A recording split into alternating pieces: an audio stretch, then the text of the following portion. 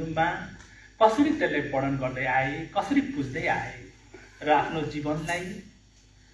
जीवनचर्या र जीवनशैलीलाई त्योसँग कसरी एउटा जोड्दै गाँच्दै आफ्नो जीवनको एउटा अभिन्न अङ्गको रूपमा चाहिँ स्थापित गर्दै आए भन्ने बारेमा यहाँ कुराहरू म गर्नेछु। सबैभन्दा पहिला यो मुन्धुम के हो भन्ने कुरामा छोटकरीमा म कुरा गर्छु र यो मुन्धुम के हो भन्ने बारेमा आफ्नै बुझाइहरू छन् सबैको। यो एउटा एङ्गलमा मैले बुझेको मुन्धुममा अहिलेसम्म भनिने चाहिँ यो मुन र थुम, यो मुन हल्लिनु, थुम चाहिँ एकदमै डाइनामिक तरिकाले, अनि त्यसरी त्यो डाइनामिजम जुन छ, त्यो गतिशीलता, त्यो नै मुन्धुम हो भन्ने किसिमको कुरा पनि छ। विभिन्न विद्वत वर्गले भन्दै आउनु भएको छ त्यो कुरा, र त्यो कुरा पनि एउटा स्वीकार्य कुरा नै हो। त त्यसमा अलिकति मुन्धुमलाई विज्ञान सँगसँगै एउटा जीवन दर्शन अनि समाज संस्कृति सँग पनि अलिकति जोडेर हेर्दाखेरि मुन्धुमको अलिकति अर्को अर्थ पनि लाग्छ होला। विशेष गरी भाषाशास्त्रीय हिसाबले भन्ने हिसाबले मैले कोट्याउनु कोसिस गरेको छु। त्यसमा यो मुन र थुम भन्ने दुईटा शब्द छ, यसैको अर्थ्याउने कुरा हो। यो मुनलाई अगाडि हल्लिनु एउटा डाइनामिजमको रूपमा प्रयोग गरियो, थुमलाई एउटा शक्तिको रूपमा। त्यसै गरी यहाँ चाहिँ त्यो मुनलाई चाहिँ त्यो निवा मुन अथवा सम्झना र बिर्सनेसँग, जस्तै बिर्से भन्दा निवा मुन छु, निवा मुन लु, निवा मुनमा बेनुने लु भन्छ, बिर्सिनु हुँदैन है। किन यो त श्रुति परम्परासँग सम्बन्धित भएको हुनाले, यो सम्झना र बिर्सनासँग सम्बन्धित भएको हुनाले चाहिँ यो मुन्धुम भन्ने कुरा चाहिँ यो मुन र थुमको अर्थ चाहिँ मुनको निवा मुन भन्ने कुरा बिर्सनु एउटा सम्झना जस्तो, अनि थुम भनेको चाहिँ एउटा कठिन। त्यसरी गर्दाखेरि चाहिँ यो बिर्सन कठिन, बिर्सन नसकिने र बिर्सन नहुने जति पनि हाम्रा स्मृतिहरू छन्, वास्तवमा तिनीहरूको सङ्गालो नै मुन्धुम भएर आयो। र तिनीहरू चाहिँ विशेष गरी जुनसुकै सङ्गालो भन्दाखेरि पनि अलिक अविस्मरणीय घटनाहरू, हाम्रा पुर्खाले आफ्नो जीवनयापनको रूपमा बेहोर्नु भएका अविस्मरणीय घटनाहरू, अविस्मरणीय ठाउँहरू र सन्दर्भहरूलाई जोडेर भन्दै अर्को दर पुस्ता दरलाई सुनाउँदै आए। त्यही कुराहरूको सङ्ग्रह र सङ्गालो नै अन्तिममा मुन्धुम भयो। र यसरी त्यो मुन्धुम बन्यो हजारौँ वर्ष अगाडिदेखि, र अहिले हेर्दाखेरि 200-300 वर्ष अगाडिसम्म बनेका मुन्धुम पनि छन्। र यो मुन्धुम एउटा गतिशील प्रक्रिया भएको हुनाले मुन्धुम चाहिँ आजभन्दा हजारौँ वर्ष अगाडि बन्यो, त्यहाँदेखि बन्न स्टप भयो, त्यही कुरा भन्दै त्यही कुरा मात्र मानिराख्ने हो भन्ने कुरा चाहिँ मुन्धुमले सकार्दैन। मुन्धुम भनेको चाहिँ जसरी जीवन चलिरहन्छ, जीवनमा परिवर्तन आइरहन्छ, समाजमा परिवर्तन आइरहन्छ, त्यसरी मुन्धुममा पनि केही कुराहरू समय सापेक्ष थप मुन्धुम, थप इतिहासहरू, थप स्मृतिहरू थपिँदै जान्छन्। तर त्यो कसरी थप्ने, कसले थप्ने भन्ने कुराको चाहिँ एउटा इन्स्टिट्युसन हुन्छ। त्यसलाई किराँताखुङ चुम्लुङ भनौँ, सावेथाङ चुम्लुङ भनौँ, तुम्याङ चोडुङ भनौँ, अथवा पेगी फाङाङहरूको चुम्लुङ जो छ समूहले त्यसलाई त्यसरी चाहिँ संस्थागत गर्दै गर्दै अझै थप्दै लाने हुन्छ। उदाहरणिक रूपमा लिउँ, यो सेमुक्तो मुक्तोफोमाङ अथवा सेमुक्तो मुकुमलुङमाङको मुन्धुममा अहिलेसम्म जे भनियो, अब साँच्चै हामी मुन्धुम बनाएर जाने, त्यस्तो ऐतिहासिक काम गर्ने भने अब यो मुन्धुममा त्यो मुन्धुम पनि जोडेर जानेछ। के भन्न हुँदैछ भन्दाखेरि यसरी हामीले परापूर्व कालदेखि तागेरा नेउमाङ युमा माङको एउटा वासस्थानको रूपमा याक्थुङ लिम्बोरको चोडुङको रूपमा मान्दै आएको सेमुक्तो मुक्तुबो मुकुमलुङमाङ हुनुहुन्थ्यो।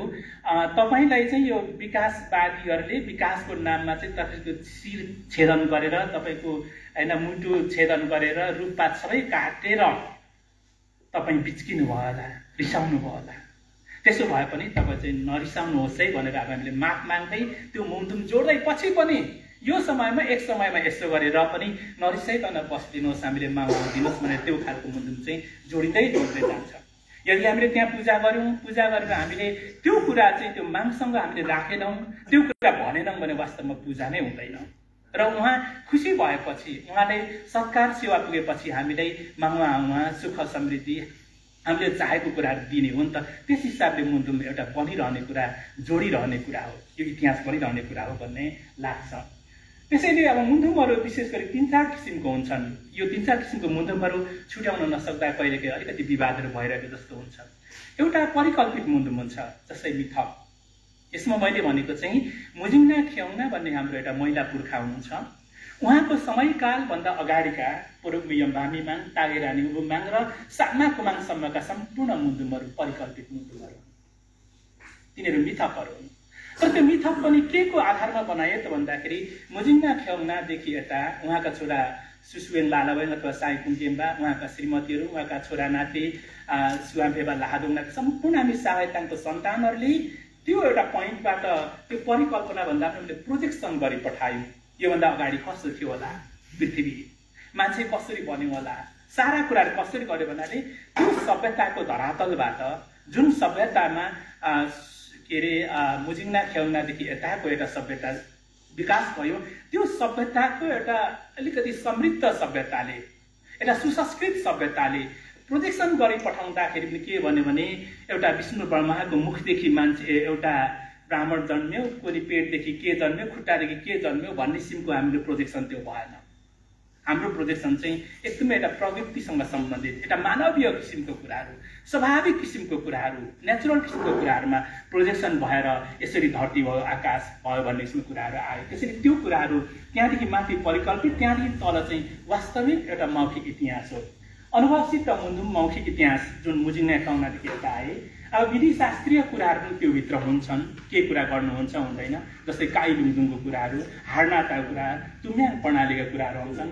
त्यस पछाडि एउटा नजिर बन्ने मुन्दुमहरू पनि हुन्छन्, के गर्नुहुन्छ के गर्नु हुँदैन। जस्तै हामीले मुकुमलुङ आन्दोलनलाई अब सफल पारिसकेपछि एउटा के नजिर बस्छ भने सारा आदिवासी र संसारका आदिवासीहरूको लागि यसरी आदिवासीहरूको सेक्रेट स्थानलाई एउटा विकासको नाममा हडप्नु, शोषण गर्नु हुँदैन भन्ने किसिमको एउटा हामी नजिर स्थापित गर्दैछौँ।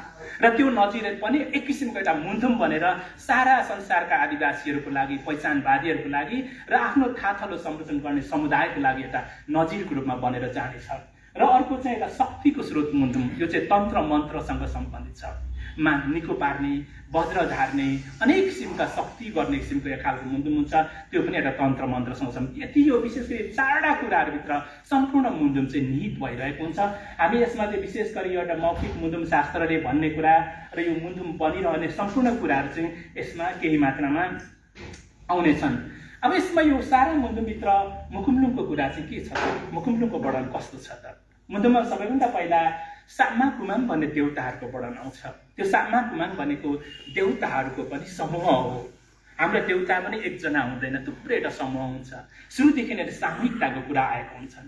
त्यो सामा कुमाङको पालादेखि नै विश्व ब्रह्माण्डको सृष्टिको कुराहरू हुन्छ। त्यहाँ सहमति असहमति विमति हुन्छन्। सामा कुमाङको नै एउटा कान्छो भाइको, कान्छो चाहिँ एउटा सन्तानको चाहिँ अलिकति चित्त नबुझ्दाखेरि उसले एक खालको त्यहाँनिर चाहिँ के अरे बाढी पहिरो चाहने किसिमको विध्वंस हुने खालको काम पनि गर्छ र त्यस्तै कुराबाट सृष्टिको सुरुवात हुन्छ भन्ने किसिमको कुरा पनि हुन्छ। त्यसैबाट पछि सामा कुमाङकै एक अङ्गको रूपमा तागेरानी ओबुमाङ, जस्तै हामी युमामाङ पनि भन्ने गर्दछौँ, उहाँ सृष्टि हुनुहुन्छ, उहाँ शक्तिको रूपमा। त्यसपछि पोरोमियम भामीमाङ आउनुहुन्छ। सामा कुमाङहरूले गर्ने कामहरूको एउटा अपुरो कामहरू पुरा गर्न तागेरानी ओबुमाङ आउनुहुन्छ। तागेरानी ओबुमाङले गर्ने निश्चित कामहरू सकेपछि बाँकी काम गर्न पोरोमियम भामीमाङ आउनुहुन्छ। र पोरोमियम भामीमाङले चाहिँ सम्पूर्ण एउटा मानव जगतको चाहिँ सृष्टि गरिसकेपछि त्यो सारा विश्व ब्रह्माण्डलाई बुझ्ने र सञ्चालन गर्ने जिम्मा चाहिँ हामी मानव समुदायले दिएर जानुहुन्छ। त्यसैले एक हिसाबले हाम्रो मुन्दुम अनुसार हामी मान्छेहरू नै एउटा सर्वश्रेष्ठ एउटा प्राणी हौँ। एक हिसाबले हामी नै देउता हौँ। भगवानहरूले त बनाइदिनु भयो, तर त्यो सम्पूर्णलाई एउटा थाम्ने, सञ्चालन गर्ने र बचाउने र संरक्षण गर्ने जिम्मा मुन्दुमले हामी मान्छेलाई दिएको छ र त्यही कर्तव्य पुरा गर्न हामी मुकुमलुङ संरक्षण गर्न कोसिस गरिरहेका छौँ। र त्यसै गरी अब यो नामोचैत मुन्दुममा विशेष गरी यो फक्ताङलुङ पेम्बेनलुङ भन्ने शब्द आउँछ। फक्ताङलुङसँगै त्यो सेन्सेलुङ कञ्चनजङ्घा चाहिँ सँगसँगै बसेको हुन्छ है। त्यो जोडी जोडी जस्तो बस्ने कुरा, एउटा जोडीमा अर्को जोडी चाहिँ एउटा नमासिने कुरा, त्यो सधैँ एउटा बचिरहने कुराको सिम्बलमा फक्ताङलुङ पेम्बेनलुङ भन्ने किसिमको एउटा वर्णन आउँछ यो मुन्दुममा। त्यसपछि सेमुक्तो मुकुमलुङ, सेमुक्तो मुक्तोफो अथवा मुक्तो गोकको रूपमा आउँछ। मुक्तो गोक भन्ने शब्द चाहिँ कोकमा भन्ने शब्दबाट गोक हुन्छ। मुक्तोफो भनेको चाहिँ एक हिसाबले त्यो मुक्तो घुङ्ग्रिन चाहिँ एकदमै फैलिने अथवा त्यो डाँडा चाहिँ एकदमै उचालिएको उच्च डाँडा भन्ने अर्थमा हुन्छ। त्यसैले सेसेलुङ, सेन्सेलुङ, वसालुङ, वदिलुङ, चमदमलुङ जस्ता अनेक लुङ जोडिएका कुराहरू मुन्दुममा वर्णन आउँछ। त्यो चाहिँ सृष्टि मुन्दुममा। शिशुमुन्दमा कसरी विशेष गरी सानो एउटा बालुवाको कण जस्तो चिजहरू जोडिएर रोडा जस्तो त्योभन्दा ठुलो ढुङ्गा ठुलो हुँदै हुँदै गएर चाहिँ एउटा सारा चट्टानहरू पृथ्वीहरू चाहिँ बनेको कुराहरू आउँछ। त्यस पछाडि यो एउटा फिजिकल्ली एउटा भौतिक हिसाबले कसरी हिमाल पर्वत पहाडहरू बन्ने भयो भन्ने कुरामा चाहिँ मुकुमलुङ र यस्ता विस्तृत पहाड पर्वतहरूको एउटा कसरी निर्माण भयो, कसरी सृष्टि भयो भन्ने कुराहरू आउँछ। त्यो विस्तृतमा नाचैत मुन्दुममा छ। त्यस पछाडि जब एउटा मानव समुदायको एउटा पुर्खाको कुरा आउँछ, त्यसपछि सबैभन्दा पहिला मुजिङ्ना खेौना भन्ने हाम्रा पुर्खा महिला हुनुहुन्छ। सबैभन्दा आमा बाबा चाहिँ सरित केजङ बतास हावा बतास भन्ने छ। त्योभित्र एउटा मुन्दुममा पोलिटिक्स छ। धेरै मान्छेले हामी त्यो मुजिङ्ना खेौनाको श्रीमान खोजिदिने कोसिस पनि गर्दैछौँ हामी, तर त्यो हतार नगरौँ भन्छु। त्यसमा हाम्रो पुर्खाले त्यत्रो सभ्यता निर्माण गर्दा त्यो सुरित केदम साहब भन्नुको सबैभन्दा ठुलो एउटा पोलिटिक्स छ त्यहाँभित्र, ठुलो एउटा कारण छ त्योभित्र, किन एउटा मातृसत्ताको कुरा पनि छँदैछ। अनि मुजिङ्ना खेौनाको नाम सिङसारा थेङ्न पनि हुन्छ। हाम्रा हरेकहरूको पात्र डाँडाकाँडा पहाड पर्वतको नामहरू चाहिँ फरक हुन्छन्, बहु नामहरू हुन्छन् त्यसको। अनि उनको छोरा सुसुवेङ लालावेङ सानोमा 12-15 वर्षको उमेरसम्म र ठुलो भएपछि उनी नै साहुकुङ गेम्बा हुन्छन्। ठुलो भएपछि त्यो सुसुवेङ लालावेङ हावा बतासको सन्तान भने जस्तो एउटा नामले उनले धान्दैन र सिकार खेल्न जानुपर्ने अवस्था भएपछि महासिकारीको रूपमा साहुकुङ गेम्बा नाम धारण गरेर धनुकाँड बनाएर लिएर उहाँ शिकारमा हिँड्नुहुन्छ, उहाँ साहुकुङ गेम्बा। अनि साहुकुङ गेम्बाको चाहिँ विशेष गरी मुख्य दुईजना श्रीमती भन्दा पनि जीवन साथीहरू हुन्छन्। त्यतिखेर विवाहको प्रचलन भइसकेको हुँदैन। माथितिरको थोसुलुङ फियालुङमा र अलिक तलतिरको चाहिँ योसुलुङ मुकुमलुङमा भन्ने शब्द हुन्छ। यही योसुलुङ मुकुमलुङमा भन्ने शब्द पात्रहरू नै एउटा मान्छेको नाम र ठाउँको नाम, थर मान्छेको थर र ठाउँ रिलेट र इन्टर रिलेटेड हुने कुरोहरू मुन्दुममा र अहिले व्यवहारमा नि भइ नै आएका छन्। अनि त्यस पछाडि मुकुमलुङमालाई मुकुमलुङमा नि भनिन्छ। अनि त्यस पछाडि अब उनीहरूको अरू सहयोगी श्रीमती अथवा जीवनसाथी पनि हुन्छ भन्ने कुरा छ। अनि अर्को चाहिँ तेलारा लाहादङना, विशेष गरी यो तेलारा लाहादङना चाहिँ यो थोसुलुङ फियालुङमा र योसुलुङ मुकुमलुङमा पट्टिका एउटा सन्तानहरू हुन्छन् है। थोसुलुङ फियालुङमाको चाहिँ सुहाम्फेबा भन्ने हुन्छ, सुछुरु सुहाम्फेबा छोरा। योसुलुङ मुकुमलुङमा पट्टिको चाहिँ तेलारा लाहादङना भन्ने किसिमको एउटा छोरी हुन्छन् र उनीहरू बिचमा चाहिँ एउटा बाध्यतावश विवाह नै पनि नभनौँ, फेरि पनि जीवनसाथी भएर चाहिँ सन्तान जन्माउनु पर्नेसम्मको अवस्था आउँछ। त्यसरी भइसकेपछि उनीहरूसँगको चाहिँ जम्मा 18 जना सन्तान हुन्छन्। त्यसमध्येको अब जुन सुहाम्फेबा लाहादङना कुराहरू हुन्छन्, त्यसपछि 18 जनामा सन्तानहरू बाँडिएर 9 जना चाहिँ मासतिरै रहने, उनीहरू चाहिँ पेली फाङाङ हाम्रा फेदाङ मयवा साम्बाहरू हुने, तल आमापट्टि रहेका 8 जना चाहिँ हामी सावयताङहरू हुने।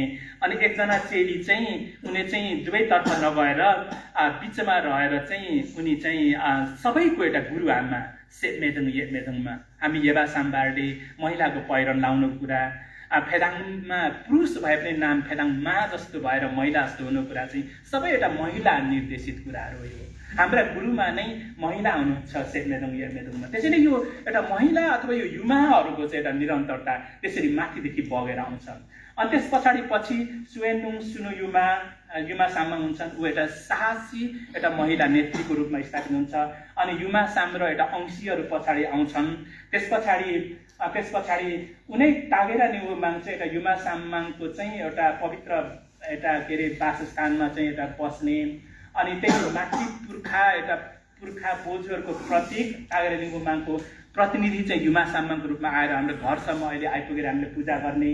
अनि त्यही पेली फाङाङभित्रको सावेताङ तुतुम्याङ याग्ला सुवाङमाहरू अनि एउटा सिद्धि शक्ति एउटा प्राप्त गर्ने थलो एउटा जुन मुकुमलुङ जुन ठाउँ छ, एउटा हाम्रो देवस्थल छ, त्यो तागेरा निउमाङ बस्ने थलो। चोलुङमा जाँदाखेरि अनि युमा सामाङहरूको एउटा बस्ने थलो। हाम्रा पेली फाङसाङका जुन एउटा गुरुआमा हुनुहुन्छ उहाँहरू बस्ने थलो, सिद्धि शक्ति प्राप्त गर्ने थलो। अनि युवा युवती बाल बच्चाहरूलाई जीवन जगाउने, जीवन यसरी नै बसिराख्दाखेरि जीवन जगाइँदैन। जीवनलाई जगाउनको लागि हामीले बेला बेलामा त्यस्ता पहाडहरूको यात्रा गर्नुपर्छ। पहाडहरूले चोलुङ मानेर आरोहण गर्नुपर्छ। आरोहण गर्ने पनि विधि र एउटा प्रक्रिया हुन्छ। घरदेखि नै तमसिङको चबेक लिएर प्रत्येक स्टेपको पार गर्दै जानुपर्छ। त्यस्तो ठाउँ चाहिँ एउटा मुकुमलुङ हो। अब मुकुमलुङ चाहिँ त्यसो भइसकेपछि एउटा सम्पूर्ण याक्थुङ लिम्बूहरूको अझै सम्पूर्ण त्यो क्षेत्रवासीहरूको सम्पूर्ण आदिवासी अथवा सम्पूर्ण एउटा मानव जगतको नि एउटा मुकुमलुङ जस्तो पहाड पर्वतहरू चाहिँ चोलुङ अथवा शिर हुन्छन्। शिरको एउटा ढुङ्गा हुन्छ अथवा शिर हुन्छ। त्यो कसरी भन्दाखेरि त्यो ठाउँहरू चाहिँ दिम्बुवानमा भएका फक्ताङलुङ, मुकुमलुङ, मेन्छाङ, सिलौटी, मिग्नाजुङ, यासोक, माङ्सेबुङ र अहिले स्थापित हुँदै गएको चोटुङ पार्क पनि त्यसैको मुख्य फक्ताङलुङ मुकुमलुङहरू भए र त्यो किसिमको मुकुमलुङहरू त्यो खालको टाढा शिरहरू चाहिँ हरेक एउटा याक्थुङ लाजेमा बस्ने आदिवासीहरूले आफ्नो शिरलाई चाहिँ त्यस्तो मानेर आरोहण गर्ने, संरक्षण गर्ने त्यो शिर छ र मुनि हामी छौँ भनेर विश्वास गरेर बस्ने किसिमको छ। त्यसै प्रकृति र प्राकृतिक भूमिसँग साक्षात्कार गर्दै जीवन र शिर चोलुङलाई एउटा जगाउने पवित्र थलो हो यो। प्रकृति र पर्यावरणलाई आफूले पनि बुझ्ने यात्रा गरेर र अरूलाई पनि एउटा बुझाउने थलो हो। त्यसैले प्राकृतिक वातावरण संरक्षण र सम्वर्धन गर्ने थलो पनि हो। यहाँ बसेर कामना गरेर त्यसको संरक्षण हुँदैन। त्यो संरक्षण त्यही नै पुग्नको लागि हामीले अनुष्ठान र रिचुअल जर्नीमा पनि त्यही ठाउँमा गएर चाहिँ एउटा संरक्षण गर्ने किसिमको हुन्छ। अब मुन्दुममा कसरी आउँछ त यसको कुराहरू, कसरी त्यसले संरक्षण गर्ने भन्छ त भन्ने बारेमा विशेष गरी याक्थुङ मुन्दुममा, याक्थुङ सामुदायिक मुन्दुममा जम्मा 4वटा मुन्दुमले विशेष वर्णन गर्ने गर्दछ। 4वटा मुन्दुममा एउटा माङ्गेना मुन्दुम, जसैलाई शिर उठाउने मुन्दुम, अर्को नाङमा मुन्दुम, अर्को तङसिङ मुन्दुम र अर्को सामसामा मुन्दुम। यसमा यो माङ्गेना मुन्दुम भन्ने कुरा चाहिँ हामी मानव समुदायहरू, हामी आदिवासी, हामी याक्थुङहरू कुन ठाउँमा कसरी उत्पत्ति भएर के कसरी अहिलेको यो थाथोलोमा आइपुग्यौँ भनेर एउटा सृष्टिदेखि यो अवस्थासम्मको एउटा हामीलाई ल्याइ पुर्याउने मुन्दुम चाहिँ माङ्गेना मुन्दुम हो। त्यसले शिर उठाउने कसरी जोडिन्छ भन्दाखेरि तिम्रा पिता पुर्खाले त्यो समयमा त्यति ठुलो दुःख कष्ट सहेर तिमीलाई बचाएर ल्याए, तिमीले जन्माएर हुर्काएर ल्याए। तिमीले भन्दा धेरै दुःख कष्ट पिता पुर्खाले भोगे। त्यस्तो पिता पुर्खाले दुःख कष्ट सहेर र भोगेर र बचाएर ल्याएको तिमी अहिलेको यो अवस्थामा शिर ढालेर बस्नु हुँदैन। तिम्रो शिर जाग्नुपर्छ र जुन उद्देश्यले मानव बन्यौ, जुन उद्देश्यले पिता पुर्खाले बचाएर जगाएर ल्याए, त्यो उद्देश्य पुरा गर्न तिमी जीवित हुनुपर्छ, तिमी जागरुक हुनुपर्छ भनेर एउटा जगाउने किसिमको मुन्दुम चाहिँ यो माङ्गेना मुन्दुम हो। र त्यो जगाउने ठाउँहरू प्रत्येक याक्थुङ लिम्बूहरूको आफ्नै यकहरूमा हुन्छ, त्यो फरक फरक किसिमको हुन्छ। र नाहाङमा मुन्दुम चाहिँ त्यो जगाउने कसरी सिद्धि शक्ति प्राप्त गर्ने त भन्दाखेरि विशेष गरी विशेष कामहरू गर्नु पर्दाखेरि हामीले मुकुमलुङको संरक्षण गर्नको लागि प्रत्येक घरमा हामीले नाहाङमा गरेर जानुपर्छ। जसरी काङसुरी नाहाङमाले थुक्मा गर्दाखेरि उनले रघु राणा अरूले काटी पठाए नि, त्यो नाहाङमाले हामीले थुक्मा गर्नुपर्छ। हामीसँग नाहाङमा छैन, हाम्रो नाहाङमाले थुक्मा गरेन भने हामी मान्छे रहेनौँ भन्ने किसिमले त्यो चाहिँ एउटा शक्ति, एउटा सिद्धि शक्ति एउटा प्राप्त गराउने अनुष्ठानको रूपमा चाहिँ नाहाङमा छ। त्यो नाहाङमाको मुन्दुममा पनि मुकुमलुङ एउटा पर्वत हुँदै हामीले चोलुङमा जानुपर्ने हुन्छ। अनि अर्को चाहिँ तङसिङ मुन्दुम।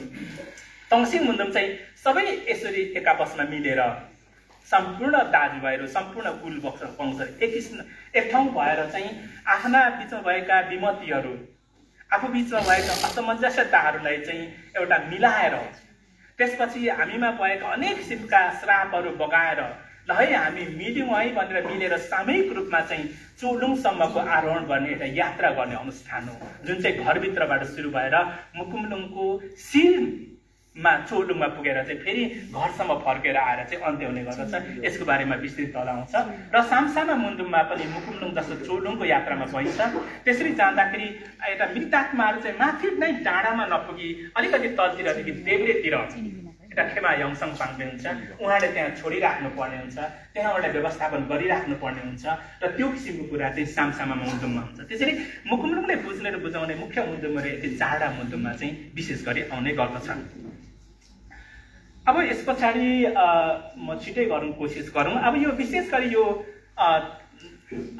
तङसिङ गर्दाखेरि हामी याक्थुङ लिम्बूहरूले, आदिवासी लिम्बूहरूले यो सारा सृष्टिलाई, जगतलाई, यो प्रकृतिलाई कसरी बुझ्दछन् र सारा एउटा मानव जातिकै कल्याणको लागि, त्यो जाति समुदायको कल्याणको लागि घरको आँगनदेखि सुरु गरेको यात्रा मुकुमलुङ पर्वतको शिखरमा पुगेर आफ्नो शिर जगाएर चोलुङ उठाएर हैन सम्पूर्ण एउटा संरक्षण र सम्वर्धनको काम गरेर कसरी फर्किन्छन् भन्ने किसिमको ठुलै एउटा यात्रा भर्वन हामी यहाँदेखि हेर्छौँ।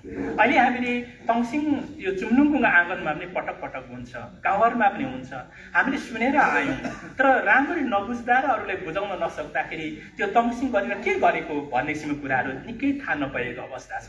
त्यसैले मलाई त कहिलेकाहीँ के लाग्छ भने तङसिङ पनि गर्ने सँगसँगै यो तङसिङमा के भनिरहेको छ भन्ने कुरा नयाँ सन्तानलाई व्याख्या विश्लेषण गरेर बुझाउने अवस्था पनि आएको छ। त्यो क्रम कतै कतै सुरु पनि भएको छ। त्यसैले यसरी जति पनि याबा साम्बाहरू विशेष गरी साम्बाको नेतृत्वमा यो एउटा आँगनदेखि यो सम्पूर्ण चिजबिजहरू लिएर घरदेखि अब यात्रा गरेर मुकुमलुङको शिखरमा जाने हो हामी र लिएर विशेष गरी त्यो मोहल्लामा बनेको चबेकहरू साथमा लिएर, हात हतियारहरू साथमा लिएर, फेटाहरू साथमा लिएर सम्पूर्ण यात्रा गर्दा चाहिने चिजहरू लिएर एकसाथ परिवार भएर त्यो यबा साम्बाहरूको संरक्षणमा हामी चाहिँ घरदेखि निस्केर खोला नाला डाँडा काँडा भिर भहरा अनेक कुराहरूको चाहिँ काट्दै यात्रा गर्दै त्यो शिखरमा पुगेर त्यहाँ शिर जगाएर त्यहाँ चोडुङको संरक्षण गरेर फेरि पनि फर्केर आउने अनुष्ठान हो यो चोड र त्यो त्यसरी अब यो मोहल्ला जुन बनाएको हुन्छ यो चाहिँ मानव घरदेखि बनाएर माथि चोडुङमा लाँदै गरेको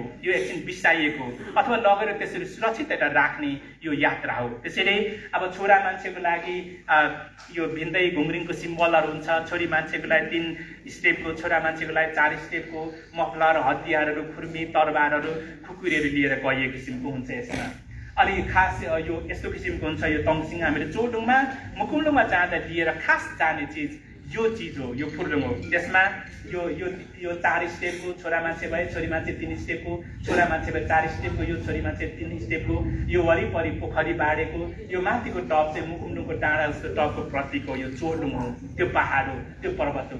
यो एउटा सिम्बल चाहिँ एउटा आँगनमा बनाएर यो सिङकै लिएर हामी यो यात्रामा हिँड्नुपर्ने, सुरक्षित साथ यसलाई बिसाउँदै नगप्तिकन, नपोखिकन, नबिरिकन, कसै कुनै फोहोर मैलो नलागिकन यो तङसिङ यो चिज चाहिँ लिएर हामी चोडुङमा जानुपर्ने हो। चोडुङमा गएर चोडुङमा यसलाई माथि चोडुङमा तङसिङ बिसाउने ठाउँ हुन्छ, बिसाइ राखेर त्यहीँ चढाइ राखेर अब यसमा भएको सिलामसागमा चाहिँ लिएर हामी घरसम्म फर्किने चोडुङ हो है। त्यसैले यो खालको हुन्छ र यसरी यात्रा यो तरिकाले प्रारम्भ हुन्छ यबा साम्बाहरूको यात्रामा। सबै नालीथाङ पनि सिसा मेन्सिन तुतुतुम्याङको चाहिँ यो यात्रामा घरदेखि निस्केर हिँड्ने र छोटकरीमा त कसरी हुन्छ त घरदेखि निस्केर हिँड्दाखेरि सबैभन्दा पहिला चाहिँ घरको सिकुवामा निस्किन्छौँ हामी। घरको आँगनदेखि जगाएर सिकुवादेखि एकछिन घरभित्र जानुपर्छ, डाइरेक्ट बाहिर जाने होइन हामी। घरको सिकुवामा जाने, सिकुवामा चाहिँ यो खेल्ने ठाउँ बन्दै अनि त्यसपछि यो मूल ढोकामा पुग्ने, मूल ढोका हामी यात्राको लागि सिद्धि शक्ति माग्न चुलामा र मुख्य मुरुम सिक्लाङमा मूल खम्बा देउतामा आउँदैछौँ भनेर घरभित्र छिर्ने हो। त्यसरी त्यसको एउटा मुन्दुमर यसमा छ। अनि त्यसपछि मूल खम्बा देउतासँग हामीले सिद्धि शक्ति माग्ने, हामी माथि मुकुमलुङको डाँडासम्म हामी चोडुङको यात्रामा जाँदैछौँ। यात्रामा जाँदाखेरि हामीले मूल खम्बा देउताले यो घरलाई थानेर, सृष्टिलाई थानेर, पृथ्वीलाई थामेर हाम्रो यात्रा सहज गरिदिनु पर्यो भनेर सिद्धि शक्ति मागेर चाहिँ हामी अगाडि बढ्ने हो। अनि त्यसपछि चुलीमा गएर सुम्जिरी नाला, सुम्हालुङ नाम, मिजिरी नाला, मिहालुङ नाचमातिर पूजा गरेर फेरि पनि सिद्धि शक्ति गरेर चाहिँ हामी माथि जाने हो। यसपछि मुन्दुम अनुसार चाहिँ हामी यो माथि अर्को तलामा गएर माथि घरको धुरीतिर गएर अनि त्यसपछि फेरि तल बलेसीमा झरेर यात्रा गर्ने हुन्छ। त्यो वर्णन लामो हुन्छ। यो धुरीबाट चाहिँ वरपर निहाल्ने गाउँठाउँ कस्तो हुन्छ, हामी यात्रामा सँगै जाउँ है भनेर सबैले आह्वान गरेर कराएर जाने किसिमको अवस्था हुन्छ। त्यसरी गइसकेपछि घरको आँगन त्यस पछाडि त्यो दुबो घारी आउँछ, विशेष गरी पिच्चा नाला, साम्बोक नाला, भुइँझारको तह यो ठाउँमा आइपुग्यौँ, सबै सुरक्षित साथ जाउँ भनेर त्यो एउटा घर परिवार सम्पूर्णको टिम लिएर त्यो अघि भने चिजहरू लिएर चाहिँ हामी अगाडि बढ्दै जाने हो। त्यसरी अलिकति अगाडि बढ्दै जाँदाखेरि काटवा नाला, लोलीबे नाला, विशेष किसिमको उन्यु घारीमा पुग्यौँ हामी। यो उन्यु घारीमा चाहिँ यसमा चाहिँ विशेष गरी आँखाले नदेख्ने विशेष किसिमको यो भूत प्रेत जस्तो हैन, अथवा पहिला हामी देउता र मान्छे बीच आँखा देखादेख हुन्थ्यो अरे, यो यो उन्युले छेकाछेक गरेर हामी चाहिँ छुटिएका हौँ हैन। त्यसैले चाहिँ यो आफ्नै संसार छ, आफ्नै संसारमा बस्छौँ भनेर यो उन्युको बखान गाउँदै यो उन्यु छ र हामी भयौँ, उन्युले पनि केही कुराहरू छेक्न सघाउने, उन्युसँगै हाम्रो जीवन छ भनेर यसको एउटा व्याख्याकरण गर्दै अगाडि बढ्ने। त्यस पछाडि जब अलिक अगाडि पुगेपछि सेतलुबुङ नाला, साङ्तिए नाला, यो अम्लिसो घारीमा पुग्छौँ र अम्लिसोको वर्णन गर्छौँ। यो अम्लिसोले बिना कसरी हामी भएन, अम्लिसोले हाम्रो जीवनमा के कस्ता कुराहरूमा सहयोग गर्छ भन्ने किसिमको कुराहरू वर्णन आउँछ। त्यसपछि अलिकति अगाडि गएर थिरिङबुङ ला माङयाङबुङ लाम भन्ने हुन्छ। यो लामपाते जङ्गली बेसार विशेष गरी मुजिङना ढङ्गनाले सुसुरङ लालन जन्माउँदाखेरि सुरुमा नानीलाई पेर्ने कपडा बनाएको यो चिज हैन। अब यो चिजमा चाहिँ यो केही अग्ना पनि भन्छ सुरुमा त्यसो गर्दाखेरि बच्चाले यसले के अरे इरिटेसन गर्ने आदि गरेन। यस्ता किसिमको सम्पूर्ण एउटा बोट बिरारको वर्णन गर्दै अगाडि बढ्ने। त्यस पछाडि सेमुक्तो नाला मुक्तबुङ लाम भनेको यो घुङ्रिङको घारी हैन। अब यस्ता थुप्रै घारीहरू यो घुङ्रिङको चाहिँ केही डाँठहरू लिएर जानुपर्छ हामीले माथि चोडुङमा नाहान छेक्नुको लागि, शत्रुहरू परास्त गर्नुको लागि र सबैको सुख समृद्धि को लागि चाहिँ यो चक्र जस्तो वज्र बनाए जस्तै यो घुङ्रिङको बनाउनु पर्ने रेड घुङ्रिङको चाहिँ एउटा डाँठहरू हामीले लिएर जाने हो है यसबाट। अनि त्यस पछाडि यो यो यो काउलोको चाहिँ लिसो पासो बनाउनु पर्ने हुन्छ हामीले हैन। त्यसैले काउलोको पातहरू टिपेर यसो मुन्दुमन्दै यो भएको तहमा पुग्यौँ, यो काउलोको हामीलाई पात चाहिन्छ, यो काउलोको एक दुईवटा पातहरू टिपेर लिएर माथि जाउँ भन्छन्। यसरी टिप्ने कुरा हुँदा कस्तो हुन्छ भने यो आदिवासी याक्थुङ लिम्बूहरूले कुनै पनि पूजापाठ गर्दाखेरि केही चिज पनि बाहिर बजारदेखि किनेर ल्याउनु पर्दैन, त्यही प्रकृतिमा प्रदत्त हुन्छ। यो टिप्ने केही हाँगा लिने कुरा गर्दाखेरि जुन त्यो एकदमै इन्डेन्जर्ड रुखपात हुन्छ नि त्यो कुराहरू टिप्ने भन्ने किसिमको हुँदैन। यत्रतत्र पाइने चिजको केही हाँगा केही पातहरू चाहिँ टिपेर माथि चढाउनुको लागि लैजाउँ भन्ने किसिमको कुराहरू आउँछ। त्यो अन्तर्गत त्यो काउलो पनि पर्छ। त्यस पछाडि यो तितेपाती हैन, तितेपातीको आफ्नै यो खालको मुन्दुमा आउँछ। अनि तितेपातीको पत्ताहरू लिएर जाने, तितेपातीको धुप बाल्ने चिजहरू चाहिँ सामग्री बटुल्दै जाने हो, एकैचोटि केबल कार चढेर जाने होइन प्रकृतिसँग है, त्यसरी जाने। अनि त्यस पछाडि यो विशेष गरी यो अडरीको काँडा, यसले चाहिँ शत्रुहरूले कोरिदिनुपर्छ, छेकिदिनुपर्छ नराम्रो कुराहरू हैन। हो यस्तो घारीमा पुग्यौँ, यो पनि भरे नाहान छेक्नुको लागि, आँखी ढाई छेक्नुको लागि, शत्रु परास्त गर्नुको लागि यो चिजहरू पनि लिएर जाउँ भनेर अगाडि बढ्नुपर्ने हुन्छ। त्यस पछाडि एउटा खोलामा पुगिन्छ र त्यहाँनिर खोलाको पूजा गर्नु पर्यो। हामी आदिवासीहरूले खोलाको शिर पुज्ने हो र त्यो खोलामा विशेष गरी मुक्तुबुङ मुकुमलुङमा जाँदा र चोडुङमा जाँदाखेरि याक्थुङ लाजेरी बुवानमा चाहिँ यो इम्बिरी यामधाङमा तमोर, अनि मुगाङलुङ काङवाङमा काबिली, यफादुङ थाङमा फावा खोला र सिन्धोलुङ मिगवामा लगायतका खोलाहरू चाहिँ पार गरिन्छ। यो खोला पार गर्ने बेलामा त्यो खोलाको पूजा गरेर सिद्धि शक्ति मागेर हामी चोडुङमा जानुको लागि खोला तर्दैछौँ। हामीलाई चाहिँ अपसको नराम्रो नहोस्, राम्रो बाटो दिनुहोस्, हामीले शक्ति माग्यौँ भनेर चाहिँ पूजा गर्दै अगाडि बढ्ने हो। त्यस पछाडि जब उकालो बाटो हुन्छ त्यसपछि त्यो बाटोमा जाँदाखेरि कुन बाटो हिँड्दैछौँ त हामी, त्यो अनावश्यक हामीले अहिले सिर्जना गरेको आरोप लाए जस्तै एउटा जे मनमा आयो त्यो काम गरेको हो कि के हो भन्ने बारेमा चाहिँ एउटा मुन्दुमको लाइन आउँछ। त्यसमा मारे सेन्दुबा सेमेना लाम्दो, पारे सेन्दुबा सेमेना लाम्दो, साङलाङ पेगिरो तिम्बाग पेगिरो। यो अहिले हामीले गरेको न माले आमाहरूले माताहरूले छुट्टै दिएको पहिल्यै दिएको बाटोमा त्यो बाटो पहिलाउँदै जाउँ, पिता पुर्खाले पहिल्यै दिएको बाटोमा त्यसरी पहिलाउँदै अगाडि बढौँ भन्ने किसिमको यात्रामा त्यसरी अगाडि बढ्ने हो। त्यसै गरी कुनै ठाउँमा पुग्दाखेरि चाहिँ त्यो ताम्बुङमा त्यो एउटा वासस्थान हुन्छ, हेर्दै डरलाग्दो हुन्छ। त्यहाँ सियामा याङमादेन अथवा एउटा अनेक किसिमका एउटा जङ्गलका एउटा फरक चिजबिजहरूको त्यहाँ फरक आत्माहरूको एउटा वासस्थान हुन्छ। उनीहरूको पनि यो जङ्गल हो, उनीहरूको पनि यो संसार हो। यो ठाउँमा पुग्दाखेरि चाहिँ हामीले चाहिँ यो सिङ्गफे कफे कप्साङ्नी पेगेरो भनेपछि उनीहरूसँग चाहिँ हामी छेदिएर उनीहरूले डिस्टर्ब नगरिकन उनीहरूको अस्तित्वलाई स्वीकारेर यो उनीहरूको एउटा बस्ने थलो हो यो हैन भनेर चाहिँ हामी चाहिँ बरु तर्केर जाउँ, हामी चाहिँ बरु डुकेर जाउँ, सास दबाएर जाउँ भनेर चाहिँ अगाडि बढ्ने गरिन्छ। त्यस पछाडि यो सेनिक्ला भनेर यो देव निगालेको घारीमा पुग्यौँ भनेर त्यो त्यसको वर्णन गर्दै जाने। त्यस पछाडि चाहिँ यो अब चौतारोमा पुग्यौँ हामी, इपुङ नाला चौतारी यहाँ विश्राम गर्ने थलो हो, यहाँ सास पर्खने थलो हो, साथीभाइ पर्खिने थलो हो, सरसल्लाह गर्ने थलो हो भन्ने हिसाबले अगाडि बढ्ने हो। त्यस पछाडि चाहिँ यो विशेष गरी यो चाहिँ यो गुनासगारीहरू हुन्छ, गुनासगारीहरूमा पुगेपछि चाहिँ त्यो सास पर्खाने थलो हो, आराम गर्ने थलो हो हैन, सरसल्लाह गर्ने थलो भन्ने किसिमको चाहिँ कुराहरू आउँछ। र यो गुनासगारी ठाउँमा पुगेपछि चाहिँ यो गुनासको फुल चमकले एउटा भरिएको स्थानहरूमा आइपुग्यौँ हैन, यो कुराले स्फूर्ति दिन्छ हैन। अब यो भन्ने किसिमको वर्णनहरू आउँछ। त्यसपछि अगाडि गएपछि सामानसिङ नाला, यरेवा नाला भनेर विशेष गरी यो धुपी जातका काठहरू वनस्पतिहरू विशेष गोब्रे धुपी लौडसल्ला भएको ठाउँमा हामी पुग्यौँ। यो चाहिँ निकै लेखमा पुगिसक्यौँ भनेपछि वर्णनहरू गर्दै हामी अगाडि जाने हो। त्यस पछाडि यो लौडसल्ला यस्तो किसिमको कुराहरू आउँछ, जस्तै अब यसको पनि यो मुकुमलुङमा कुरा आइरहेको छ, यो क्यान्सरको औषधि हुन्छ भन्ने किसिमको कुराहरू यिनीहरूले नाश गरिरहेको छ। यो सम्पूर्णको एउटा वर्णन आउँछ। त्यसपछि यो चाहिँ बुकी फुल फुल्ने ठाउँ सेताममै होइन, यो ठाउँमा हामी आइपुग्यौँ। यिनीहरूको संरक्षण सम्वर्धन गर्दै यिनीहरूबाट यिनीहरूको चाहिँ एउटा मनोरम जुन आनन्द दिन्छ त्यो आनन्द लिँदै अगाडि बढौँ भन्ने। त्यस पछाडि चाहिँ विभिन्न किसिमका जीव जन्तुहरू हुन्छन्, थाबु सिंसे जाबा जीव जन्तुहरू हुन्छन्, थक्सा पुसा भनेको जीव जन्तुहरू हुन्छन्। उनीहरूलाई सम्मान गर्दै सत्कार गर्दै उनीहरूलाई डिस्टर्ब नगर्दै उनीहरूको अस्तित्व र पहिचानलाई स्वीकार गर्दै हामी माथि जाउँ है भन्ने किसिमको वर्णन आउँछ। त्यसरी माथि आउँदाखेरि चाहिँ यो सिंह म्याग्लो मायु म्याग्लो भनेको हात्तीहरू हुन्छन्।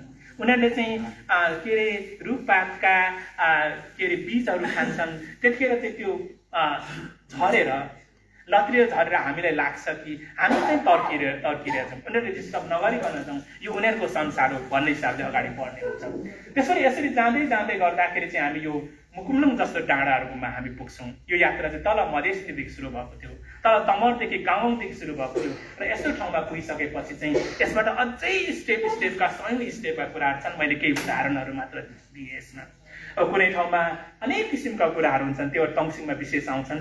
र यसरी यो मुकुमलुङको डाँडामा चाहिँ यो तरिकाले हामीले यात्रा गरेर जाने हो। घरदेखि नै स्टेपमा हामीले काफ्लेपाडीदेखि मात्र होइन, घरदेखि नै सुरु हुन्छ। काफ्लेपाडी जस्तो ठाउँबाट अझ एउटा विशेष किसिमको यात्राहरू हुन्छ त्यस पछाडि अगाडि चाहिँ। त्यसरी गरेर यो तरिकाले यो डाँडामा हामीले जाने यात्रा मुकुमले वर्णन गर्ने हो होइन। जुन ठाउँमा चाहिँ अहिले हामीले प्रत्येक स्थितिसँग जीव जन्तुसँग चराचुरुङ्गीसँग रुखपातसँग त्यहाँको हावापानीसँग संसर्ग गर्दै साक्षात्कार गर्दै त्यो बुझाउँदै होइन हामी चाहिँ एउटा स्पिरिचुअल्ली अगाडि बढ्ने कुरा जुन हुन्छ त्यो कुरा ठाउँमा चाहिँ बिचराहरूलाई दया लागेर यिनीहरूलाई गाह्रो भयो भनेर हामीले केवल कार चढाएर चाहिँ हाम्रा सम्पूर्ण यो आस्था र विश्वास चाहिँ एउटा भङ्ग गर्ने काम हुन खोजेको छ। त्यसको विरुद्धमा हामी प्रतिरोध गरिरहेका छौँ। र त्यसरी माथि टुप्पामा पुगिसकेपछि चाहिँ कस्तो हुन्छ भनेपछि मुन्डुले परिकल्पना गरेको चाहिँ यो डाँडामा सम्भवतः त्यहीँ र कतै एउटा पोखरी हुन्छ। यो जीवनको पोखरी हो, यो मिकिवाराको यो जीवनको पोखरी त्यो डाँडाहरूमा छ, पानीको मूल त्यो डाँडाहरूमा छ र त्यसको मुनि बस्नेमा हामी मान्छेहरूको जीव जन्तुको अस्तित्व छ भनेर हामी त्यो डाँडामा जानुको अर्थ चाहिँ यो पोखरीहरू यथावत अवस्थामा छ कि सुकेको अवस्थामा छ, झारपातले भरेको अवस्थामा छ कि भत्किएर गएको अवस्थामा छ भनेर यसको संरक्षण गर्न जाने हो। यो भत्किएको छ भने गाह्रो लाएर यसलाई बार्नु पर्यो, सुकेको छ भने पानी ल्याएर थप्नु पर्यो र झारपातले भरिएको छ भने फेलेर सफा गर्नु पर्यो। हामी मुकुमलुङ जस्तो डाँडामा जानुको अर्थ चाहिँ यिनीहरूको टेक केयर गर्न हामीले जाने यो पोखरीको एउटा। अनि अर्को फुलहरू, त्यो डाँडामा विशेष किसिमको फुलहरू हुन्छ। त्यो विशेष क्लाइमेट चेन्जले अनेक कारणले त्यो फुलहरू मुर्छाउँछ र फुल्न छोड्छ। त्यो नेतिक बुङहरू, त्यो मिकिवारा भने जीवनको पोखरी सुक्यो भने, नेतिक बुङ जीवनको फुल मुर्झायो भने त्यो मुनि बस्ने मान्छेको अस्तित्व रहँदैन। यसको हेरचाह गर्न जाने। त्यसैले यो फुललाई अरू झारपातले भरिएर चाहिँ झारपातले मार्नु आँट्यो भने झारपात गोड्ने, पानी नपाएर सुक्नु आँटेको मर्न आँटेको छ भने पानीले भिजाउने र यो फुलबारीले संरक्षण गर्न गोड्नको लागि चाहिँ हामी त्यो डाँडामा जाने हो हामी त्यो ठाउँमा। त्यसरी गइसकेपछि अर्को चाहिँ त्यो डाँडा मुकुमलुङ जस्तो डाँडा देखेपछि त्यो फक्ताङलुङ पेम्पेन्लुङ जस्तो चोडुङको ढुङ्गाहरू हुन्छ। तिनीहरूको अवस्था कस्तो हुन्छ भने निरीक्षण गर्ने, संरक्षण गर्ने, अवलोकन गर्नको लागि जाने हो। तिनीहरू चाहिँ अहिलेको माछा खुस्ते जस्तो कालो कालो भयो भने हाम्रो चोडुङ नाकथप्पे कालो भयो, हाम्रो भविष्य राम्रो छैन। त्यो अहिलेको आइस के अरे ग्लेसियरले यसो हिमालहरू चाहिँ पहाडहरू चाहिँ एउटा भत्काएर पहिरोले लग्नु आँट्यो भने अब हाम्रो चोडुङ भत्क्यो। हाम्रो जीवनको एउटा सार, जीवनको अर्थ अथवा सहज छैन भनेर बुझेर तिनीहरूले एउटा संरक्षण गर्नको लागि हामी त्यो ठाउँमा त्यसरी जाने हो। हामीले त्यो ठाउँमा गएर सबै देखिन्छ, हिमाल देखिन्छ, पोखरीहरू देखिन्छ, सबै डाँडा काँडा र त्यो अवस्थाहरू देखिन्छ र त्यसको निरीक्षण गर्न, त्यसको संरक्षण गर्न, त्यससँग साक्षात्कार गर्न, त्यसलाई बुझ्न र बुझाउन र संरक्षण गर्नको लागि हामीले मुकुमलुङमा जाने हो। र त्यसको प्रतीक रूपमा अहिले मुकुमलुङको डाँडामा पनि यस्तो एउटा ढुङ्गा रोपिएको छ। त्यो ठाउँमा खास हाम्रो हुने त्यस्तो किसिमको एउटा ढुङ्गा चोडुङ यो फक्ताङलुङको प्रतीक, हाम्रो चोडुङको प्रतीक, सेन्चेलुङको प्रतीक, यो ठाउँमा अघि हामीले लगेको जुन चबेक छ तङसिङ, यसको अगाडि राख्ने हो। अनि त्यो तङसिङ अब हामीले के अरे मृतकहरूको तङसिङ तलै छुट्याएर आइएको हुन्छ। अनि त्यसको वरिपरि तरबारहरू खुर्मिएर राखेर यसको वरिपरि चाहिँ त्यो चोडुङमा पुगेको एउटा मुन्दुम गाउने, जुन मुन्दुम चाहिँ हाम्रो डाक्टर चैतन्य सुब्बाले त्यो चोडुङ भन्ने पेपरमा लेख्नु भएको छ। त्यो कस्तो ठाउँ हुन्छ त्यो चोडुङ, कसरी घुम्ने, के भन्दै घुम्ने भनेपछि मुन्दुम त्यो ठाउँमा हुन्छ। त्यसो गर्नको लागि हामीले यो चोडुङमा जाने हो र चोडुङको चाहिँ यिनीहरूको संरक्षण सम्वर्धनको लागि जाने हो। त्यसको एउटा संरक्षण एउटा गर्ने र त्यसको लागि चाहिँ प्रत्येक याक्थुङ लिम्बूहरू कम्तीमा सालको एकचोटि, 3 वर्षको एकचोटि, एक्लै होइन सामूहिक रूपमा उधाउली उभौलीमा चाहिँ यो ठाउँमा चाहिँ त्यसरी गएर संरक्षण गर्ने र त्यसरी संरक्षण गरिसकेपछि जो कोही लोभी पापीहरूको नजर नपरोस् भनेर आएर स्वार्थलाई प्रयोग नपरोस् भनेर त्यो डाँडामा के गर्ने भनेपछि यो डाँडामा चाहिँ जम्मा 8 स्टेपको बारी राख्नु भन्छ, येतुफाङमा भन्छ फर्किँदाखेरि पनि है। त्यो जो कोही त्यसरी डेटिङ स्पोट जस्तो जाने चिज होइन, त्यो जाने एउटा समय हुन्छ, जाने एउटा शैली र तरिका हुन्छ, त्यहाँ गएर एउटा उद्देश्य हुन्छ, त्यो गर्नु जाने र त्यसरी चाहिँ त्यो माथि तङसिङहरू राखेर सिलामसाङमा साथमा लिएर फेरि पनि घरसम्मै फर्किने। यो चोडुङमा माथि चढ्नु मात्र ठुलो कुरा होइन, चढिसकेपछि त्यत्तिकै सुरक्षित साथ फेदाङमा याबासाम्बाको साथमा सुरक्षित साथ घरसम्म फर्केर सिलामसाङमा ल्याएर त्यो पूजाले एउटा बिसाउनु चाहिँ एउटा महत्त्वपूर्ण कुरा हुन्छ। हो यो खालको अर्थ, यो खालको सेन्स चाहिँ मुकुमलुङको मुन्दुम अथवा मुन्दुममा हाम्रो चोडुङको वर्णन हुन्छ। त्यसैले हाम्रो चोडुङमा मुन्दुममा वर्णन गरेको मुख्य चोडुङ हाम्रो लागि मुकुमलुङ हो। र यस्ता चोडुङहरू अरू अब मुकुमलुङ जस्ता अरू ठाउँहरू हुन्छन्, जस्तै मेन्चाम हुनसक्छ, अरू थुप्रै डाँडाहरू वसाङडुङ हुनसक्छ, यताको अनेक डाँडाहरू हुनसक्छन्। त्यो तरिकाले संरक्षण गर्नुपर्नेछ। तर लिम्बुवानको हरेक ठाउँमा यस्तो डाँडाहरू कि त भगवती भइदिएका छन्, कि त पाठीभरा भइदिएका छन् र सबै डाँडाहरू। त्यसैले यो सम्पूर्ण चोडुङहरूलाई चाहिँ त्यसैले अब अरूकरण गरिएको छ। यसलाई कसरी आफ्नो पार्ने भन्ने किसिमको आन्दोलन र हाम्रो मुन्दुमले सङ्केत गर्ने कुरा पनि त्यही हो। र यसरी डोजर लगाइँदैछ, यसरी अवस्थामा गइरहेको छ र यसरी फाँडिँदैछ, यही विरुद्धको कुरा र मुन्दुमले पनि यही कुराले संरक्षण भन्ने किसिमको कुरा गर्ने हो। त्यसैले अब सारा जेसुकै भए पनि यो एउटा प्रकृतिलाई संरक्षण गर्ने एउटा मोडल हो। प्रकृतिलाई बुझ्ने र हाम्रो डाँडा काँडा पहाड पर्वत र पर्यावरणहरू बुझ्ने र बुझाउने याक्थुङ लिम्बूहरूको एउटा मुन्दुममा बचिरहेको यो आदिवासीको कन्सेप्ट हो। यो कन्सेप्ट, यस्तो कन्सेप्ट अरू सम्पूर्ण आदिवासीमा पनि हुन सक्दछ।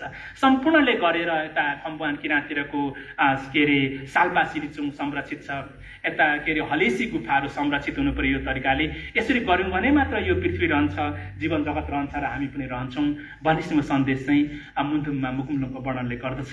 यति राखेर म कुरा सक्छु, निकै लामो भयो, सरी, धन्यवाद। हस्, धेरै धेरै धन्यवाद हाम्रो टिभी आनन्दज्यूलाई। मुन्दुममा के वर्णन छ मुकुमलुङको र यसको मुन्दुमको पर्सपेक्टिभबाट हामीले यसलाई किन संरक्षण गर्न खोजिरहेछौँ भन्ने महत्त्वपूर्ण कुराहरू चाहिँ उहाँले राखेर जानुभएको छ।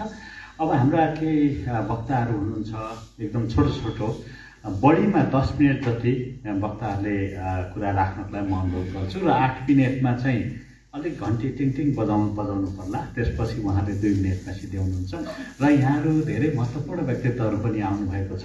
पछि अन्तिममा केही सानो चाहिँ इन्ट्रेक्सन, थोरै इन्ट्रेक्सन पनि गर्नुपर्छ भन्ने हामीले विचार राखेका छौँ, त्यो सोचेका छौँ।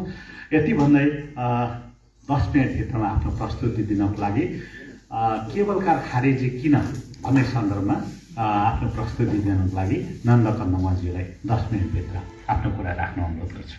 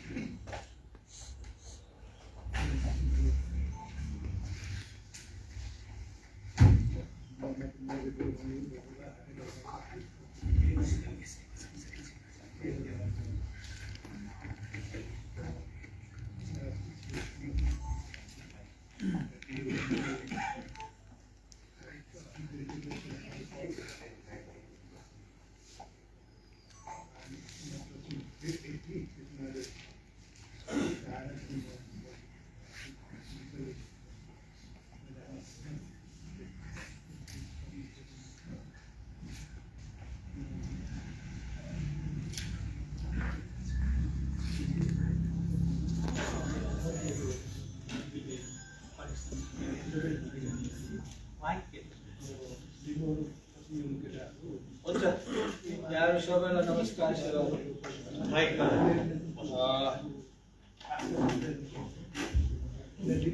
सम्पूर्ण बुद्धिजीवी साथीहरूलाई मैले नमस्कार गरेँ सेवाहरू। अब यो मैले प्रस्तुत गर्नुपर्ने कुरा थियो जस्तो लाग्दैन, किनभने सबैलाई थाहा छ मुकुमलुङमा किन केबल कार बन्नुहुन्न भन्ने कुरा छ। अब यो चाहिँ एउटा पहिला यही देखाइहाल्छु म। यो चाहिँ मुकुम संरक्षणको लडाइँ भन्ने पुस्तक मैले नै लेखेको हो। यो चाहिँ लगभग झन्डै 2 महिना अगाडि निस्किसकेको हो। यो सबै ठाउँमा पुगिसकेको छ। यहाँ पनि आज मैले चाहिँ यही भित्र चाहिँ केबल कार किन बन्नुहुन्न भन्ने एउटा शीर्षक छ। त्यही शीर्षकभित्रकै कुरा मैले यहाँ प्रस्तुत गर्ने हो। त्यसले गर्दाखेरि मैले यो तपाईँहरूलाई देखाएको। यसमा थुप्रै कुराहरू छन्, त्यो थुप्रै कुरा सँगसँगै त्यो पनि छ। किनभने अहिले मैले चाहिँ यो मुकुम आन्दोलन भइरहेको सन्दर्भमा अब हामी अहिले आन्दोलनको क्रममा छौँ। त्यो आन्दोलन चाहिँ त्यसका 2-3वटा पाटाहरू छन्। एउटा चाहिँ मुकुम चाहिँ के कस्तो हो, अघि हाम्रो डिबिजीले मुन्दुमसँग जोडेर कुराकानी गर्नुभयो। म चाहिँ अलिकति राजनीतिसँग पनि जोडेर कुराकानी गर्छु। र अनि केबल कार अहिले बनिरहेको छ, त्यसको हामी विरोध गरिरहेको छौँ, बन्नुहुन्न भनिरहेका छौँ। त्यस भएको हुनाले अब त्यो के हो त भन्ने बारेमा चाहिँ भरे अब यो चाहिँ हामीले बोल्ने भन्दाखेरि पनि बढी चाहिँ यो विचार विमर्श गरौँ र यहाँहरूको सुझाव सल्लाहहरू आउँछ। हामीले देखेको कुरा यति हो। त्योदेखि अगाडि कसरी बढ्नुपर्छ होला, अब यसलाई चाहिँ कन्क्लुजनमा पुर्याउनु पर्यो भन्ने खालको कुरा छ हाम्रो। त्यसले गर्दाखेरि मैले चाहिँ समक्ष मेरो प्रस्तुति चाहिँ यस्तो छ। मुकुममा केबल कार किन बन्नुहुन्न भन्ने छ। अघि मैले भनिहालेँ। अब यो चाहिँ के छ भनेदेखि अलिकति थोरै कुरा चाहिँ मुकुमको बारेमै भन्नुपर्ने भयो। अब किन भनेदेखि मुन्दुममा यसको वर्णन आउने भएको हुनाले यसको पहिचान र अस्तित्व थाहा नभएको समयदेखि यसको पहिचान र अस्तित्व चाहिँ मुकुममै रहेको छ। अघि डिबिजीले त्यसको पुष्टि गरिसक्नुभयो। कतिपय मान्छेले के भन्छन् भनेदेखि मुकुम भनिँदैन थियो, पाथिभरा मात्रै भनिन्थ्यो भनेको त्यो यस्तो चाहिँ मूर्ख कुरा र केटाकेटी कुरा भयो क्या, त्यस्तो चालचेली कुरा भयो, त्यस्तो कुरा होइन। र अर्को चाहिँ पाथिभरा नामको जन्मसम्म त 1831देखि पछाडि मात्रै हो। 1831 किन भनेको भने गोर्खा कान्तिपुर र लिम्बुवान बिचको सन्धि चाहिँ 1831मा भयो। त्यो 1831देखि पछाडि मात्रै हो चाहिँ लिम्बुवान चाहिँ नेपालमा सामेल भयो। त्यस हुनाले त्यो पछाडि मात्रै दल एकदम व्यापक रूपमा चाहिँ अरू बाहिर मानिसहरू चाहिँ त्यहाँ गए। त्यसैले बाहिर मान्छेहरू पनि कस्तो भनेदेखि अब संस्कृत नेपाली त के भन्ने संस्कृत उद्भवका मान्छेहरू चाहिँ भए। त्यसले गर्दाखेरि उनीहरूले देखे अनुसारको कुराकानी गरेको हुनाले त्यो पाथी जस्तो डाँडो भएको हुनाले पाथिभरा भनेर प्रचलनमा आएको हो। त्यस हुनाले त्यो चाहिँ 1831देखि पछाडि त्यो यसको हिस्ट्री नै लामो छैन यो पाथिभराको त। अघि 180 वर्ष कति कुरा गर्नुभयो हाम्रो कसलेको भन्दै हुनुहुन्थ्यो, त्यो पनि होइन। अब यो चाहिँ धेरै पछिको कुरा भयो। अर्को चाहिँ 2025 सालसम्म त लिम्बू समुदायको किपटै थियो। त्यो त पाथिभरा भनेर जुन भनिन्छ मुकुम भनेर त्यो त किपटै हो, किपट भूमि हो। त्यो परम्परागत प्रथाजनित भूमि जुन हामी इन्टरनेसनल लमा भन्छौँ नि, हामीसँग थुप्रै चाहिँ इन्टरनेसनल कोभेन्स कन्भेन्सनहरू छन्। त्यो कन्भेन्सनले भन्ने कुराहरू आयो, कन्भेन्सन 169ले भन्ने कुराहरू चाहिँ परम्परागत प्रथाजनित भूमि भनेको नै भित्रको भूमि हो। त्यो अर्को चाहिँ के हो भनेदेखि पाथिभरा नामलाई वैधानिकता चाहिँ 2053 सालमा पाथिभरा क्षेत्र विकास समिति गठन गर्यो सरकारले, के अरे गठन आदेशबाट। त्यहाँबाट चाहिँ त्यसलाई वैधानिक रूपले पाथिभरा बनायो। अब त्यसको विरोध हो अहिले हाम्रो होइन। अनि भगवतीको मूर्ति 2058 सालमा राख्यो होइन। 58 सालमा राख्ने काम भयो। यो चाहिँ यसरी घटनाक्रमहरू चाहिँ बिस्तारै। अर्को चाहिँ के अरे पाथिभरा नामको छिटफुट विरोध त्यसबेला 2053 साल भनौँ न, 53 सालमा चाहिँ यस्तो अहिलेको जस्तो विरोध थिएन, छिटफुट रूपमा विरोध थियो। विरोध नभएको चाहिँ होइन, त्यो चाहिँ मुकुमलाई पाथिभरा बनायो भन्ने सन्दर्भमा त्यसबेला पनि विरोध नभएको चाहिँ होइन, विरोध भएको। तर त्यो चाहिँ सुसुप्त थियो, त्यति धेरैले चर्को रूप लिए। अब अर्को चाहिँ अहिले अलि देखिने गरेको विरोध चाहिँ 2074 सालदेखि भयो। 74 सालमा चाहिँ यो मुकुमलुङ हो यो चाहिँ पार्टीबाट होइन भन्ने हिसाबले चाहिँ विरोधहरू सुरु भयो। अनि 2077 सालदेखि खास गरिकन 77 सालदेखि चाहिँ अहिलेको जुन आन्दोलन छ त्यो कन्टिन्यू 2077 सालदेखि भइरहेको छ। भन्नुको मतलब अहिले लगभग 5 वर्ष भयो। अब अर्को चाहिँ मुकुन्द केवल किन बन्नुहुन्न भन्ने आजसम्म हामीले प्रस्तुत गरेको कुरा चाहिँ म यहाँहरू समक्ष राख्छु। एउटा पहिलोचोटि चाहिँ मुकुन्द गर्गे डिभिजीले प्रस्तुत गरे जस्तो त्यसको पवित्रता मूल्य मान्यतामा चाहिँ म 2-3वटा कुरा चाहिँ लेखेको पनि छ। ठुला संरचना बनाउनु हुँदैन मुन्दुम अनुसार होइन, हाम्रो मुन्दुमै भ्यालुज अनुसार त्यहाँ चाहिँ ठुला संरचनाहरू बनाउनु हुँदैन। र तलैदेखि अर्थात् हाकपारीदेखि भनेको त्यो कान्छी कान्छी भन्छ त्यहाँदेखि नै हामीले पूजा गर्दै जानुपर्ने हुन्छ। तलैदेखि के अरे जप्तै जानु पर्यो नाम के अरे हामी यसरी चाहिँ आएका छौँ भन्ने ढङ्गले चाहिँ होइन। त्यसो भएको हुनाले फोहोर गर्न मिल्दैन अनि विकृत कार्यहरू गर्न मिल्दैन। त्यो 3-4वटा कुरा चाहिँ मैले यहाँहरू समक्ष राख्छु। त्यसका धेरै अरू कुराहरू छन्। त्यसैले गर्दाखेरि पनि त्यो मुन्दुमी भ्यालुज र नर्म्स अनुसार हामीले त्यसलाई फलो गर्न सक्नुपर्ने हुन्छ भन्ने कुरा हो होइन। अनि वातावरण र पर्यावरणलाई सिद्ध्याउने भएको हुनाले त्यो त्यहाँ केवल कार चाहिँ बन्नुहुन्न भन्ने खालको कुरा हो। अर्को चाहिँ रैथाने नाम, किन नाम त मुकुन्द हो अनि सभ्यता र संस्कृति नामहरू उपनिवेशीकरण गर्ने कुरा गर्छ त्यसलाई बल प्रदान गर्छ नि त के अरे केवल कारले त। त्यसो भएको हुनाले त्यो बन्नुहुन्न। त्यहाँ रहेका करिब 300-400 होटल व्यवसायहरूलाई विस्थापन हुन्छ। इकोनोमिक पर्सपेक्टिभबाट हेर्ने हो, जीवन यो लाइभलीहुडको पर्सपेक्टिभबाट हेर्ने हो भनेदेखि पनि 300-400 मानिसहरू होटल व्यवसायहरू थुप्रो छन्। त्यसमा 300-400 मान्छेहरूलाई यसले प्रभावित गर्छ, तिनीहरू विस्थापित हुन्छ। र अर्को चाहिँ करिब 600 - 800को सङ्ख्यामा रहेका छन् तीर्थयात्री सहयोगीहरू जसको जीवन निर्वाह चाहिँ त्यही मुकुन्दमा भारी बोकेर या चाहिँ तीर्थयात्रीहरूलाई चाहिँ सहयोग गरेर के अरे कमाइ हुन्छ। अब तिनीहरू चाहिँ विस्थापन हुन्छन्। र अर्को कुरा चाहिँ के छ, हजारौँ घरपरिका मानिसहरू अब रोजगार, किनभने त्यो चाहिँ कृषिसँग कनेक्टेड छ समुदाय चाहिँ। समुदायमा चाहिँ अब कृषि उत्पादन हुन्छ त्यो चाहिँ त्यहाँ बिक्री हुन्छ। त्यसो भएको हुनाले त्यो चाहिँ अब सोझुर्काउने समुदायसँग गाँसिएको हुनाले त्यो समुदायका हजारौँ घर परिवारहरूले अर्थात् चाहिँ 100 घर परिवारले उत्पादन गरेको कुरामा माथि चाहिँ त्यसले चाहिँ प्रभाव पार्छ। किनभने केवल कार बनेपछि त स्वयं आउने, केवल कारमा चढ्ने, माथि जाने, निस्केर तल अनि त्यही ठाउँमा पाउने। त्यहाँ त होटलहरू पनि चल्दैन, खालि सामान्य खाजासाजा खानेकुराहरू चल्ला हो जसरी मनोकामनामा हुन्छ। अब त्यसो भएको हुनाले त्यसलाई त्यो सङ्कट ल्याउने भएको हुनाले केवल कार बन्नुहुन्न। अर्को चाहिँ समुदायमा हुने पुँजी वितरण हुँदैछ अहिले चाहिँ, किनभने मान्छेहरू जान्छन् बस्छन् त्यहाँ चाहिँ समुदायमा चाहिँ पैसाको चलखेल र उनीहरूको जीवन निर्वाह र पुँजी चाहिँ वितरण हुन्छ। तर केवल कार आइसकेपछि त्यो के हुन्छ भनेदेखि पुँजी केन्द्रीकरण हुन्छ र त्यो सबै ठप हुन्छ, विस्थापनै हुन्छ भनिहाल्छु। अर्को चाहिँ स्थानीय समुदायमा विकृति र विसङ्गति बढ्छ। किनभने केवल कार भनेको तपाईँले तीर्थ व्रत गर्न जाने ठाउँमा अब त्यहाँ चाहिँ के हुन्छ भनेदेखि अरू नै खालका मान्छेहरूको हुल बढ्न सक्छ, त्यसले विकृति ल्याउँछ, त्यसले माथि पनि जुन अस्वस्थ वातावरण पैदा गर्छ। त्यस हुनाले त्यो केवल कार त बन्नुहुन्न भन्ने कुरा हो। अर्को चाहिँ लिम्बू सहित स्थानीय समुदायको परम्परागत प्रथाजनित भूमि चाहिँ कब्जा गर्ने भयो यो केवल कारले। किनभने 4.97 हेक्टर जमिन चाहिँ त्यसलाई दिएको छ, सरकारले दियो, राज्यले दियो उसलाई। त्यो त के भने हाम्रो किपट भूमि हो अथवा हाम्रो परम्परागत प्रथाजनित भूमि चाहिँ कब्जा गर्ने भयो। त्यसो हुनाले त्यो भूमि कब्जाको कुरा विरुद्ध गर्ने भएको हुनाले हामीले चाहिँ केवल कार बन्नुहुन्न त्यहाँनिर। त्यो चाहिँ अब अहिले 30 वर्षभन्दा अनि के अरे अर्को 30 वर्ष थप्ला, अर्को 30 वर्ष त्यो सदाको लागि कब्जा हुने भयो। अर्को कुरा चाहिँ कथित पार्टीबाट क्षेत्र विकास समितिको क्षेत्रभित्रका 2500 जति घरधुरीहरू छ। किनभने यो 75 सालमा चाहिँ यसले हेरफेर गरेर यसको क्षेत्र चाहिँ विस्तार गर्यो। त्यो क्षेत्र विस्तार गर्दा त्यो क्षेत्रभित्र चाहिँ करिब 2500 घरधुरीहरू पर्छ।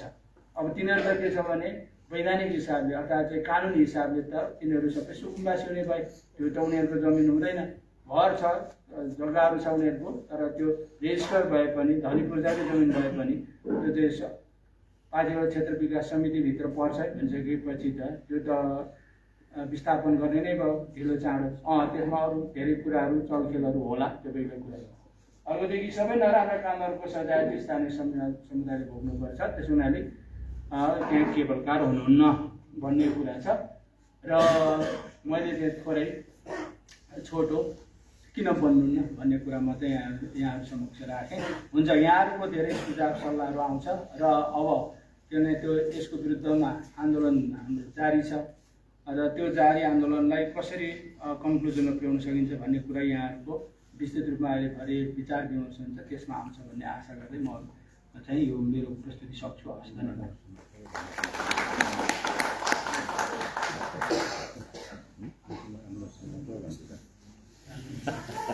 प्रस्तुति चाहिँ सकियो भने अहिले दिदीले त अघि 40 मिनट लिइसक्नु रहेछ।